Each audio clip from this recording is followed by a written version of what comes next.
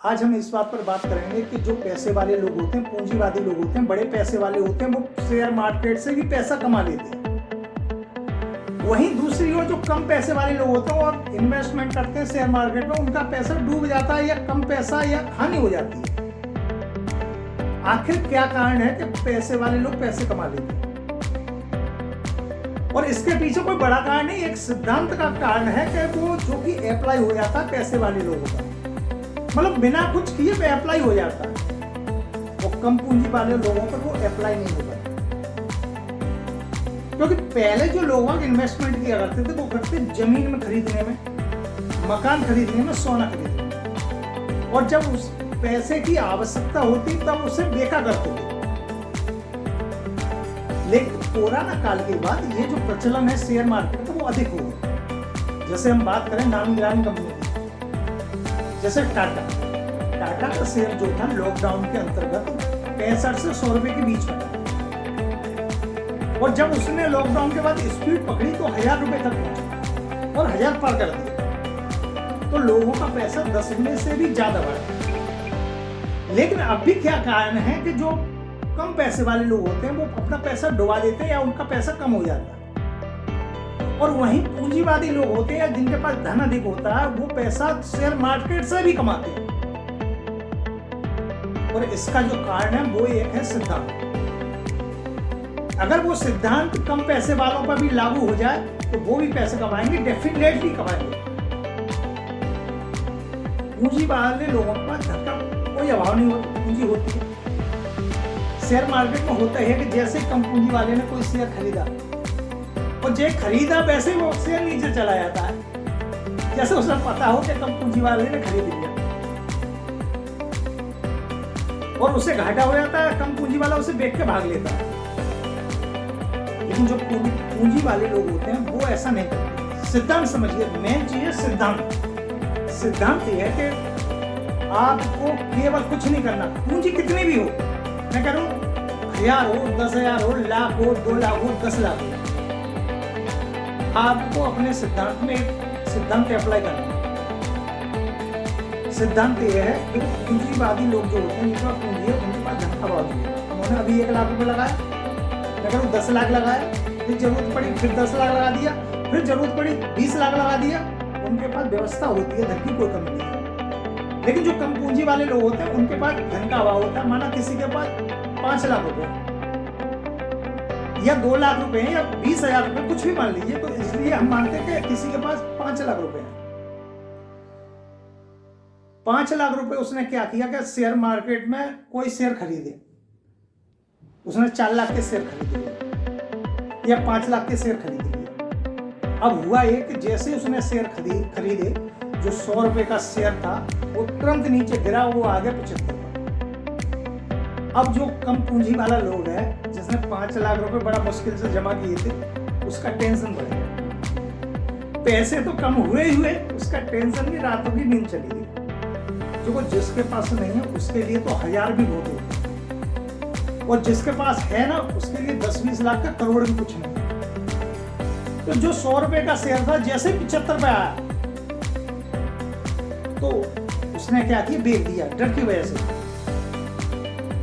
उसे घाटा हो गया 25 रुपए पर शेयर का।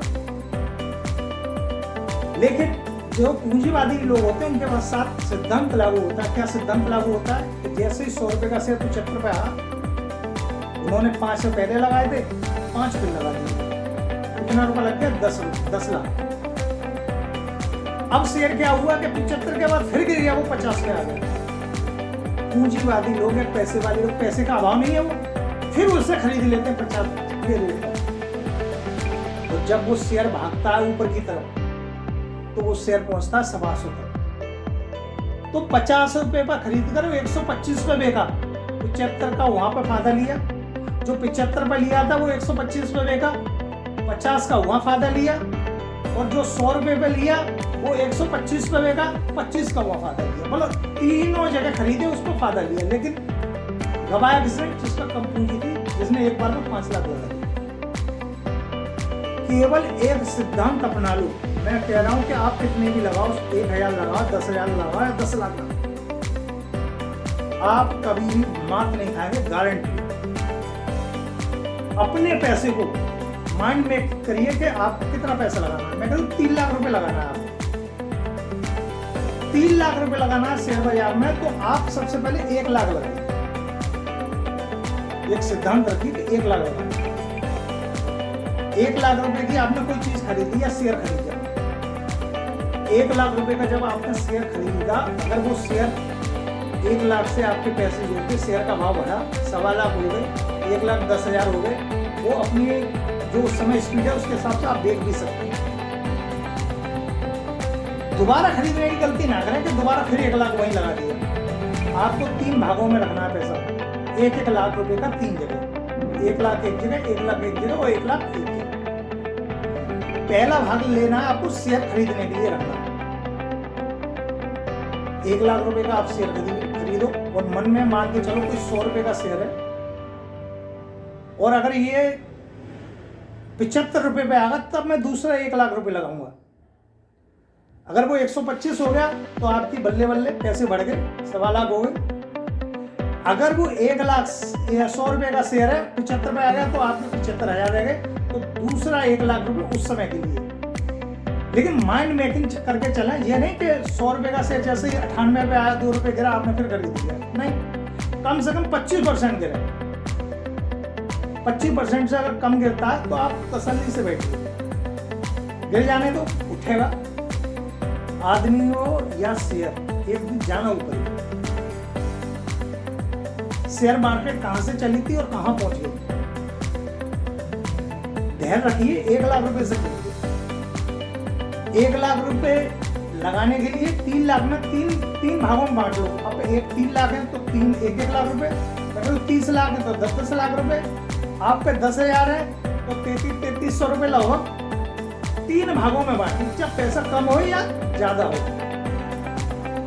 पहला भाग शेयर मार्केट में लगाने के लिए, दूसरा भाग इसलिए 3 लाख में दूसरा जो 1 लाख है, दूसरा भाग वो इसलिए कि शेयर मार्केट जब 25% हो जाएगा, और तीसरा भाग आपको जब तक नहीं लगाना जब तक कि पूरा मार्केट गिर ना जाए। जैसे लॉकडाउन में हुआ, लॉकडाउन में मार्केट को एकदम क्रैश हो गया, तो 50% से नीचे जब तक मार्केट ना आ जाए, ऐसा बहुत कम होता है, कभी कभी होता है, जब तक 50% से नीचे पूरा शेयर मार्केट आ जाए, उससे पहले वो पैसा लगाना नहीं है आपको।